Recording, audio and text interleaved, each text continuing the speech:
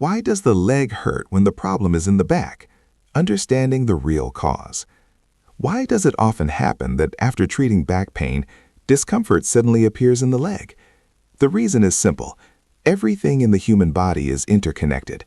Muscular chains run from the heel all the way up to the neck. The lumbar spine is responsible for the nerve supply of the lower limbs. When nerve signal transmission is disrupted at the lumbar level, information from the leg muscles can no longer fully reach the central nervous system. Once this connection between the periphery and the center is restored, normal function and health gradually return. All muscles in the body work as one system. Very often, people come to me with the same complaint, leg pain that appeared after treatment of the spine. They are given many diagnoses: osteochondrosis, herniated discs, protrusions, spinal canal stenosis, and so on. I deliberately do not want to focus on these terms. What matters more is understanding why, after back pain subsides, pain begins in the leg. Against this background, some frightening claims are sometimes made, that without continued injections, the leg will shut down or paralysis will occur. This is nothing more than an incorrect interpretation of pain. In reality, the human body is a single, interconnected structure. The diagram clearly shows that all muscles are linked from the heel to the cervical spine. I emphasize muscles because the main neurovascular bundles pass through them. What is the spine? It is the protective structure for the spinal cord, the central part of the nervous system.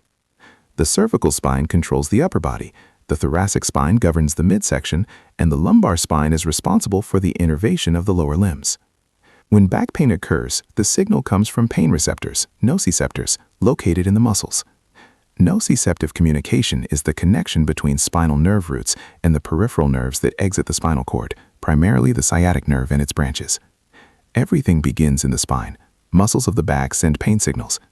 Imaging may show herniations or protrusions, but I believe the main issue in most cases is muscular pain. The muscles of the lower back are a powerful structure containing a vast number of blood vessels and nerves. If these muscles go into spasm due to an awkward movement, or on the contrary, due to prolonged inactivity, nerve impulse transmission to the leg is disrupted.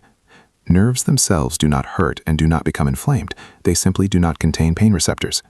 If signal transmission is blocked at the lumbar level, information from the muscles of the lower limb no longer reaches the spinal cord and brain. As a result, unpleasant sensations appear: numbness, burning, pain, and reduced sensitivity. Excessive medication use and nerve blocks often worsen the situation.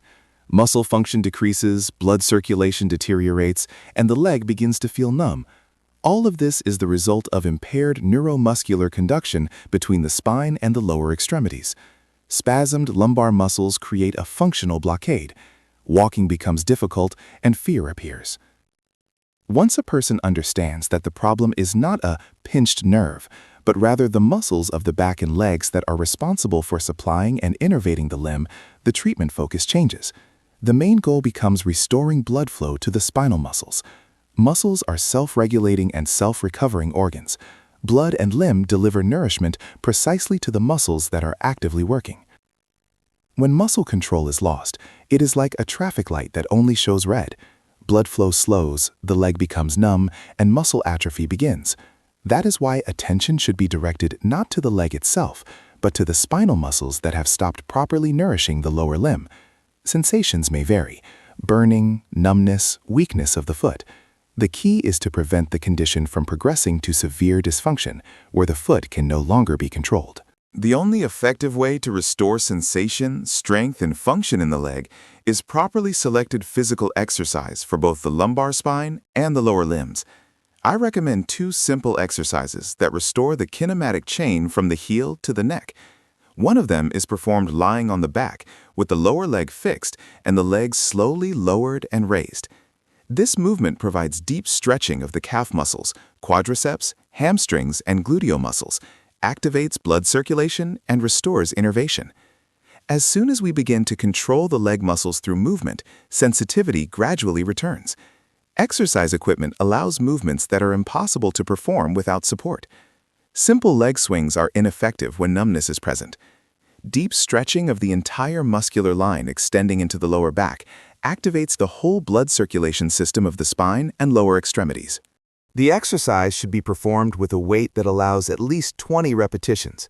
Repetitions can be increased and alternated.